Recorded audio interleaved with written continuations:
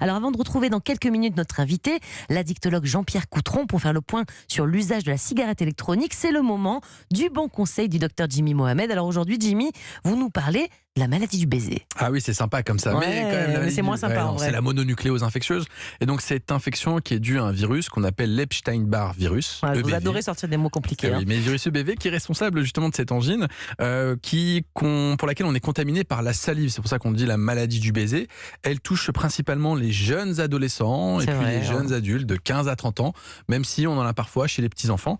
Et elle est donc responsable d'une angine blanche avec de la température. Une angine blanche. Moi, je pensais pourtant que les angines blanches, c'était plutôt un truc bactérien. Ouais, exactement, c'est ce qu'on pense. Ouais, on pense que qui dit blanc dit pu dans la gorge, dit bactérien. Oui. Or, 90% des angines blanches de l'adulte sont virales. Et lorsqu'elles sont virales, elles peuvent être dues, dans certains cas, à la mononucléose infectieuse. Et donc, c'est une infection virale pour laquelle on ne donne pas d'antibiotiques. Et donc, ça fait mal à la gorge, puisqu'on a une angine blanche, mais je crois, il me semble que ça donne aussi beaucoup de fatigue. Hein. Exactement, c'est le symptôme vraiment caractéristique, mais une fatigue très intense. C'est-à-dire qu'on dort 12 à 13 heures par nuit et on se réveille crevé le lendemain. J'en rêve de dormir 12 heures par nuit. Oui, mais en étant fatigué. Et les gens ont l'impression de faire des nuits blanches alors qu'ils dorment correctement. Et donc, il y a une vraie fatigue intense dans un contexte d'angine avec des ganglions pour laquelle on fait souvent ça a pas l'air sympa, en fait. C'est pas très sympa. Une fièvre souvent persistante durant une semaine chez les petits-enfants, confirmée par une prise de sang. Et à ce moment-là, on a le diagnostic et la fatigue peut persister pendant 2 à 3 mois à la suite de l'infection. Quand même. Et on la traite comment, cette mononucléose, alors ? C'est une infection virale, donc on ne donne pas d'antibiotiques. Et d'ailleurs, parfois on donne des antibiotiques à tort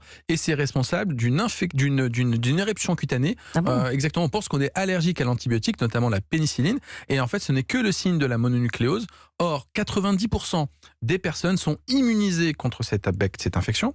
Sauf qu'on ne l'a pas tous eu, on n'a pas tous le souvenir de l'avoir développé. Si on l'a eu enfant, on s'en rappelle pas. On s'en rappelle pas. Et surtout, on est 30% à rester porteur de l'infection et à disséminer le virus sans s'en rendre compte. Donc, on est contagieux très longtemps et c'est une infection virale pour laquelle on ne fait pas grand-chose si ce n'est donner du paracétamol, se reposer, éviter les anti-inflammatoires et surtout pas d'antibiotiques. L'antibiotique est responsable d'une éruption qui fait à tort croire à une allergie. Bon, et on peut continuer les baisers, il n'y a pas de risque à tous les coups non plus. Hein. Alors, on est quand même contagieux, donc on évite durant les premières semaines, et puis après, vous pouvez reprendre vos activités normales, Mélanie, n'ayez crainte. Merci beaucoup, docteur Jimmy Mohamed, pour tous ces conseils.